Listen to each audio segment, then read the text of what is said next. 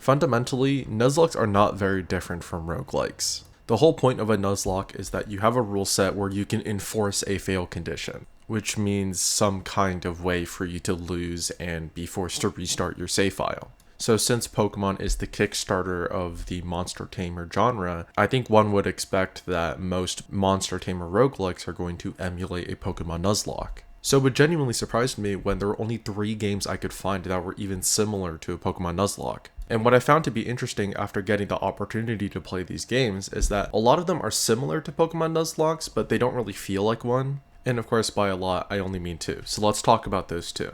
Aethermancer and Dicefolk really don't like to kill your creatures right out the gate, and that's because they want you to slowly build up synergies over time. Your team can only have 3 creatures, so if one of them is liable to die at any time, the game needs to be able to account for that, but it can't. In Aethermancer, you just have too many ways to revert and mitigate damage, and in Dicefolk, you have full control over the enemy AI.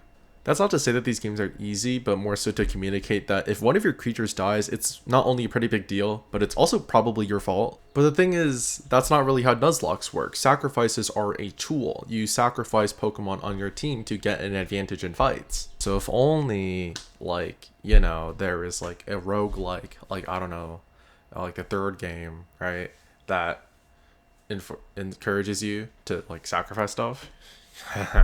Everybody cool. This video is about Deck Tamer, a roguelike. What? A Monster Tamer roguelike that is also. Ooh, it's a card battler. Oh, I hate card games. My name's Dave. I hate card games. Shut the fuck up, okay? It's not even that complicated. You'll get it. This video's like 6 minutes long, alright? Can you shut the fuck up? Deck Tamer is a pretty ruthless game. It incentivizes you and often forces you to sacrifice your weaker creatures in order to get an advantage, usually to get stronger ones. And just like Pokemon, Deck Tamer has a lot of situations where enemies are in position to just one-shot you. And I think this is one of the main aspects that makes Nuzlocke so challenging, because at every step of the way, your Pokemon are constantly in danger. One of the things that I think Deck Tamer is pretty good at is being able to compress and streamline the Nuzlocke process. Nuzlocks can take a really long time, but a Deck Tamer run takes about an hour, and you only do 8 fights per run. So for example, in a Nuzlocke, you use wild encounters to build up your team, and then you use trainer battles to challenge yourself.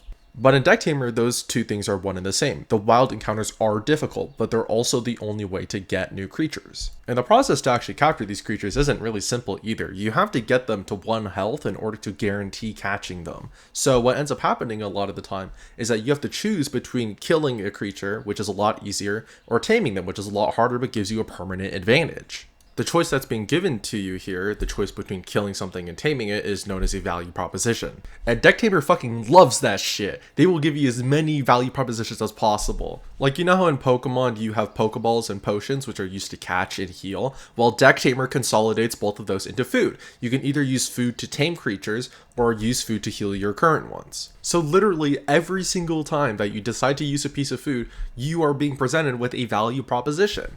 Another thing that I really like about Deck Tamer is that it always pits you against creatures that are stronger than yours. This is done for a couple of reasons, the main one being that you are smarter than the AI. Because of this, Deck Tamer is actually a pretty difficult game because you have to constantly look for the optimal way to play your turns out, and if you don't know how to do that, then you're probably going to die a lot. This is fundamentally why, even though I like Deck Tamer a lot more than Aethermancer and Dicefolk, both games have around 90% positive ratings, while Deck Tamer only has 85.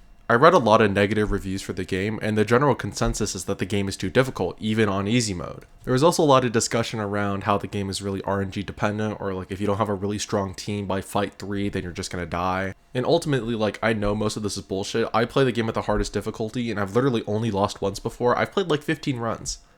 These guys have no idea what the fuck they're talking about. But I think the problem is just that the skill floor for this game is too high. It's really difficult to play this game at a casual level. The changes made between each difficulty really don't make that much of a difference. And I think that this is the #1 problem with Deck Tamer right now, which is that if you want to play the game casually, it's basically impossible. You're going to need pretty good game sense, you need to be willing to do a lot of math, and you also need to be willing to commit a lot of time. I said earlier, each run is an hour, not everyone can do that. But if you can, game's pretty good.